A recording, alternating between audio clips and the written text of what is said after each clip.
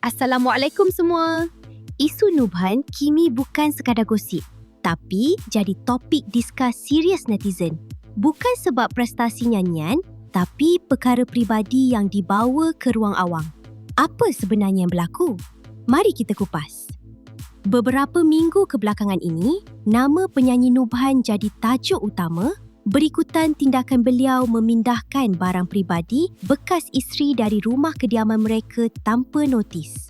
Perkara ini menjadi bahan perbualan ramai di media sosial. Kekecohan mula timbul apabila netizen berkongsi pandangan masing-masing. Tidak lama selepas itu, bekas isterinya sendiri, Dr. Afifah Hidayah, membuat laporan polis di Negeri Sembilan terhadap tindakan itu kerana dikatakan memasuki kediaman tanpa kebenaran. Perkara ini bukan sekadar komen biasa. Ia dibawa ke balai polis dan menjadi perhatian media. Chop! Sebelum kita sambung kisah yang lagi pedas, kalau korang suka analisis deep macam ni, jangan lupa like, share and subscribe Oi Jom, sumber gosip paling bersih tapi pedas dekat Malaysia. Okey geng, kita sambung. Selain itu, Dr. Afifah juga menegaskan kediaman tersebut secara sah boleh dihuni olehnya sehingga isu harta sepencarian selesai di mahkamah. Namun begitu, pihak produksi Gegar Vaganza 12 melalui pengurus saluran Astro Ria menegaskan bahawa isu ini tidak melanggar syarat pertandingan dan tidak memberi kesan terhadap kelayakan Nubhan untuk terus bersaing di dalam GV12. Kami sedar tentang apa yang para penonton dan para peminat orang kata keprihatinan terhadap kita punya para peserta kita, terutama sekali masalah peribadi dia. Kami harap maklum, tetapi dia tidak melanggar apa-apa peraturan atau undang-undang dan juga terma syarat pertandingan. Jadi sebagai peserta dia masih layak untuk kekal menyertai pertandingan Gegar Vaganza. Tapi kami mengucapkan terima kasih kepada semua peminat dan juga penonton kerana terus memberikan sokongan dan prihatin.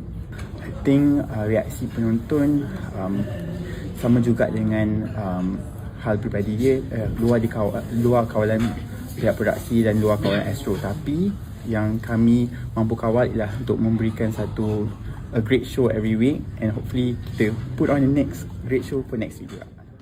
Produksi juga menyatakan bahawa isu peribadi peserta adalah di luar kawalan mereka. Jadi, walaupun netizen berbual tentang perkara ini, kelayakan beliau tetap terjamin. Tapi mengapa reaksi netizen jadi begitu hangat? Ada sebab di sebalik perhatian ini. Mari kita tengok dari sudut sosial dan psikologi netizen Malaysia. Ramai melihat imej artis, terutama yang selama ini dilihat baik, senyap dan low profile. Apabila isu peribadi muncul, netizen mula cuba cari pattern atau petunjuk. Diam lama artis bukan tanda tiada isu, tapi mungkin strategi untuk elak konflik. Ironinya, strategi ini kadang-kadang menyebabkan lebih banyak spekulasi dan komentar di media sosial. Fenomena ini bukan unik untuk Nubhan sahaja. Netizen cenderung membaca naratif peribadi artis sebagai simbol tekanan, konflik dan imej moral. Ini jadi data sosial yang menarik tentang cara kita memproses berita selebriti. Jadi, soalan besar muncul. Kenapa isu-isu ini jarang muncul semasa perkahwinan masih berjalan tetapi timbul semula bila hubungan sudah tamat? Adakah kita terlalu cepat membuat kesimpulan berdasarkan sepotong cerita? Kita bukan nak tuduh sesiapa, tetapi kita faham kenapa topik ini jadi hangat. Ia bukan tentang siapa betul atau salah, tetapi tentang cara masyarakat membaca simbol, naratif dan bagaimana media sosial memberi shape kepada pendapat ramai. Terima kasih kerana menonton. Sampai jumpa di video Oi Jom seterusnya.